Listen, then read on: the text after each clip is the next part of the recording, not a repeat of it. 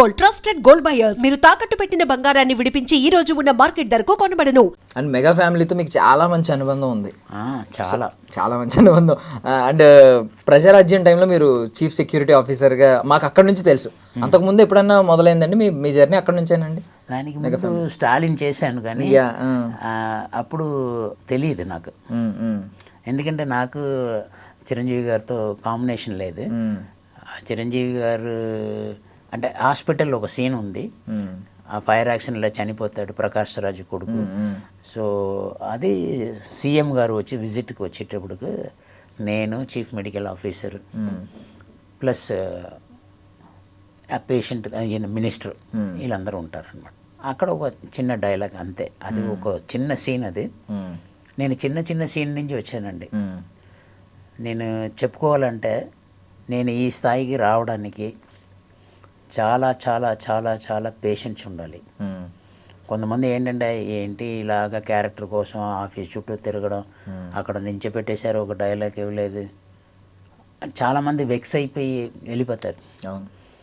దేనికైనా సరే ఒక బిజినెస్ చేస్తున్నారని అనుకోండి, ఒక 10 లక్షలు ఇన్వెస్ట్మెంట్ చేసేటప్పటికి అది రాబడి రావాలంటే మీరు ఇచ్చిన అవుట్పుట్ని బట్టి మీ రాబడి వస్తుంది.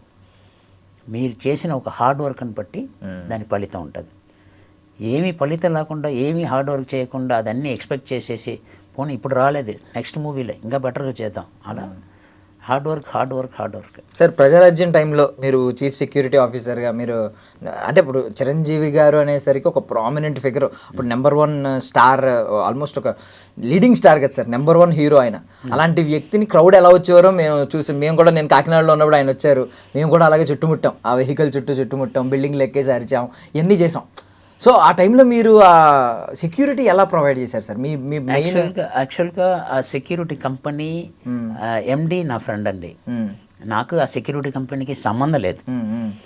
ఆయన ఏంటంటే నేను వస్తే ఆయనకు 2 భుజాల మీద మోసుకుని వెళ్ళినట్టు ఉంటుందని చెప్పేసి ఎప్పుడు నాతో క్లోజ్గా ఉంటారు. ఆయన పిలిచారని చెప్పేసి వెళ్ళాను.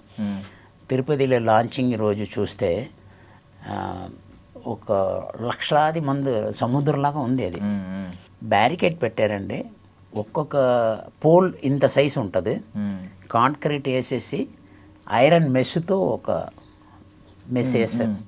దాని తర్వాత ఒక 6 ఫీట్ డిస్టెన్స్లో సేమ్ అలాగే వేస్తారు. ఇన్ బిట్వీన్ ఇది ఏంటంటే వాక్ వే లాగా, అక్కడ పోలీసులు ఉంటారు. ఇటు సైడ్ పెట్టినప్పుడు మా సెక్యూరిటీస్ ఉంటారు. దాని తర్వాత హ్యాండిక్యాప్స్ వీళ్ళందరూ ఉన్నారు, గుడ్డు వాళ్ళు ఉన్నారు. వాళ్ళందరూ అయిపోయిన తర్వాత ఒక 200 మీటర్స్ వరకు ఖాళీ స్థలమే, ఎవరు ఎంటర్ అవ్వడానికి లేదు. సో ఇదన్నీ కంట్రోల్ చేసుకున్న తర్వాత చిరంజీవి గారిని డయాస్కి తీసుకుని వెళ్ళాలి. కరెక్ట్గా సైరన్ మోగింది, జనాలు అందరూ అరుపులు సౌండ్లు. నేను ఒక పక్కన ఇలాగ ఆడియన్స్ని చూస్తున్నాను, క్రౌడ్ని చూస్తున్నాను. చిరంజీవి గారిని పైకి ఎక్కిద్దామని అనుకున్నప్పుడు ఇలా తిరిగి చూస్తే మొత్తం ఈ బ్యారికేడ్ని అన్నీ పడగొట్టేసుకుని చిరంజీవి గారిని కలుద్దామన్న ఒక ఉద్దేశంలో అందరూ వచ్చేస్తుంటే వీళ్ళు ముందున కూర్చున్న వాళ్ళు గుంటు వాళ్ళు ఉన్నారు కదా, వాళ్ళని తొక్కి పడేశారండి. ఇంకా చిరంజీవి గారిని వదిలేశాను. జనాలు ఇలాగ వస్తుంటే నేను ఆపోజిట్లో వెళ్ళేవాడిని. ఎవరెవరు అన్కాన్షియస్గా ఉన్నారో ఈ భుజం మీద వేసుకుని అలాగా 108లో వెళ్ళి ఎక్కిస్తున్నాను. ఇది పవన్ కళ్యాణ్ గారు చూశారు.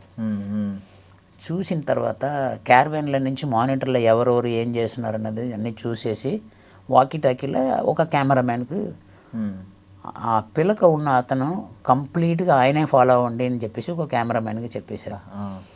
అలాగా నేను ఒక 27 మందిని కాపాడాను. అయిపోయింది. నెక్స్ట్ డే కంప్లీట్ అయ్యేటప్పటికి 4 o'clock అయిందండి.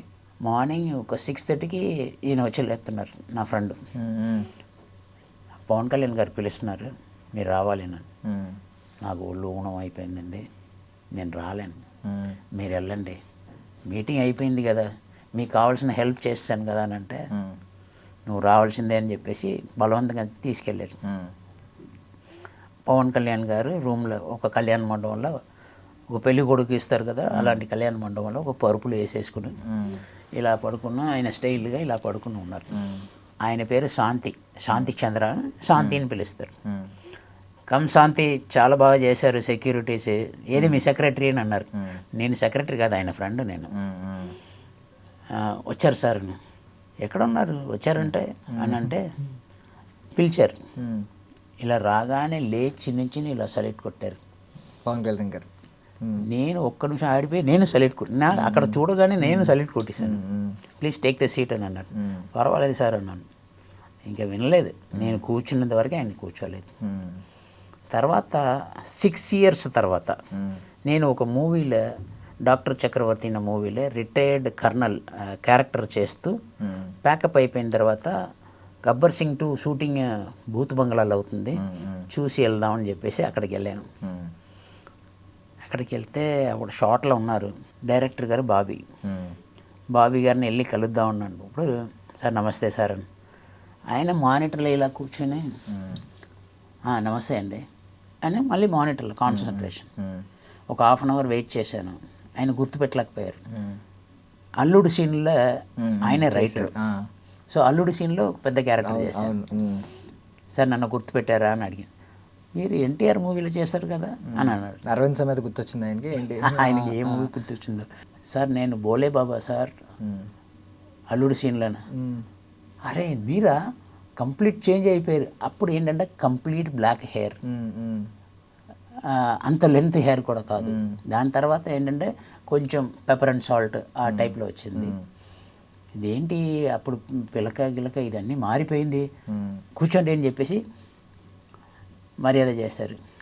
కట్ అని చెప్పిన తర్వాత పవన్ కళ్యాణ్ గారు వెళ్ళి ఇక్కడ కూర్చున్నారు. ఆయన కూడా కలిసేద్దాం, మనకు మంచి క్లోజ్ అయ్యారు కదా అని చెప్పేసి అక్కడికి వెళ్తుంటే బౌన్సర్స్ అందరూ నార్త్ ఇండియన్స్.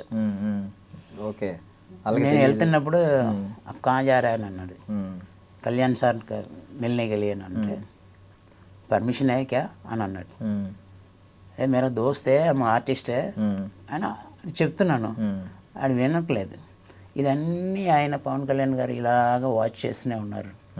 ఏంటి ఈయన పలకరించట్లేదు, మనం ఇంత చెప్తున్నాం, ఆయన వదిలేని ఏం చెప్పట్లేదు కదా అని చూశాను. ఎందుకంటే ఎవరు కూడా 6 yearsలో ఐ చేంజ్ లాట్. అప్పుడు ఈయన ఇంకా పేషెంట్స్ లాగా నా చెస్ట్ మీద చేసి get out from this place అని చెప్పి చేస్తే నాకు చాలా కోపం వచ్చేసింది. ఏం మాట్లాడుతున్నావు, ఆర్టిస్ట్కి ఎలాగ మర్యాద ఇవాళ తెలియదు దానికి, ఒక్క నిమిషం ఉండు అని చెప్పేసి, సార్ ప్రజారాజ్యం పార్టీలో 27 మందిని కాపాడాను గుర్తుపెట్టారా సార్ అని అన్న. కానీ కూలింగ్ గ్లాస్ తీసుకుని డైరెక్ట్గా నా దగ్గరకు వచ్చారు. నాకు ఒక్కసారి గూస్ బంప్స్ వచ్చేసింది. ఆయన ఏం చెప్తారో తెలియదు, నన్ను తిడతారో తెలియదు, నీకు బుద్ధి ఉందా, ఇలాగ షూటింగ్లో వచ్చి కలుస్తావా అని ఏదైనా తిడతారని అనుకున్నాను. అది మీరా, ఏంటి ఇలాగ ఉన్నారు, అప్పుడు బాగున్నారు కదా, ఇప్పుడు ఏంటి ఇలాగ ఉన్నారు అని అడిగారు. గడ్డ అంతా పండిపోయింది అని. సరే ఒరిజినల్గా పండిపోయి ఉంది, అప్పుడు ఆ మూవీలో చేయడానికి అలా. మూవీలోనా మీరు యాక్ట్ చేస్తారా అని అడిగారు. తెలీదా సార్, నేను యాక్టర్ సార్ అన్నాను. అయితే ఈ మూవీలో చేస్తారా అని అడిగారు. సార్ అందుకన్నా మించినది ఇంకేమైనా ఉందా సార్, డెఫినెట్గా చేస్తాను సార్. అప్పటికే మూవీ కంప్లీట్ అయిపోయి ఇంకొక వారం రోజు ఉంది షెడ్యూల్.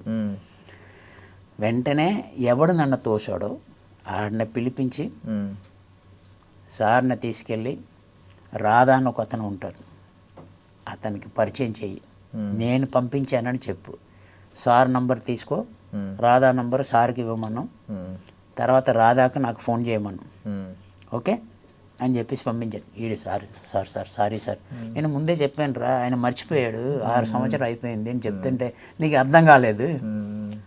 సో అలాగా ఒక క్యారెక్టర్ని క్రియేట్ చేసి ఇచ్చారండి పవన్ కళ్యాణ్ గారు. సూపర్. అసలు మీరు ఈ జర్నీ అంతా చెప్తుంటే ఎన్ని ఉంటాయో ఇలాంటివి మీ చరిత్రలో చూసుకుంటే.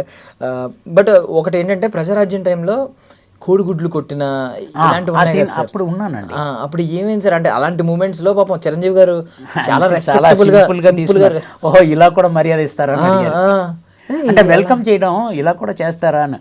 అంటే ఏదైనా ఉంటే మాటలతో చెప్పుకోవాలి కానీ కోడిగుడ్లతో, రాళ్ళతో, టొమాటోతో అంటే బ్రెయిన్లెస్ ఫెలోస్ అలాగే ఇండీసెంట్గా బిహేవ్ చేయడం. ఆపోజిట్ పార్టీలో ఎవడో గూండాగాడ్లాగా, రౌడీస్ లాగా తాగేసి ఉంటారు, ఏం చేస్తారో తెలియదు. అదే ఆ క్రౌడ్ ఏంటంటే ఆ ఒక వెహికల్ వెళ్తుందంటే వెహికల్ ముందు రోప్ పార్టీ ఉంటుంది, రోప్ల లోపల ఏమో సెక్యూరిటీస్ ఉంటారు, బయట ఏమో పోలీసులు ఉంటారు.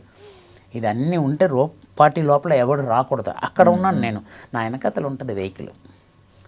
కరెక్ట్గా తగిలినప్పుడు ఆయనకు ఒక బాడీ గార్డు రవిను బెంగళూరు నుంచి ఒక అతను వచ్చేవారు. అతను ఎవడు ఏ డైరెక్షన్ నుంచి వచ్చిందో అని చెప్పేసి మళ్ళీ ఆడు రెడీ అవుతున్నప్పుడు వెళ్ళి పట్టేసుకున్నారు. చిరంజీవి గారు ఒకటే అన్నారు, నన్ను ఇలాగ వెల్కమ్ చేసిన వాళ్ళు ఇలా కూడా ఉంటారు కదా, ఆయనకి ఏం అనకండి అని అన్నారు. అంటే అంత పెద్ద మనసుతో, ఎంత పేషెన్స్తో ఆయనతో నేర్చుకోవాల్సినది ఏంటంటే ఒక యాక్టర్గా కాకుండా ఒక మంచితనం, ఇలాంటిది అన్నీ అంటే ఇండస్ట్రీకి ఒక గాడ్ అండి. I can say like that. Super super. అంటే ఇప్పుడు ఎలాగో యాక్టివ్ పాలిటిక్స్లో పవన్ కళ్యాణ్ గారు ఉన్నారు, డిప్యూటీ సీఎం. చిరంజీవి గారు మీకు తెలుసు, మీరు దగ్గరుండి చూసిన వ్యక్తి. ఇద్దరు స్వభావాల్లో మీరు గమనించిన తేడాలు ఏంటి సార్ ఒక పొలిటీషియన్గా?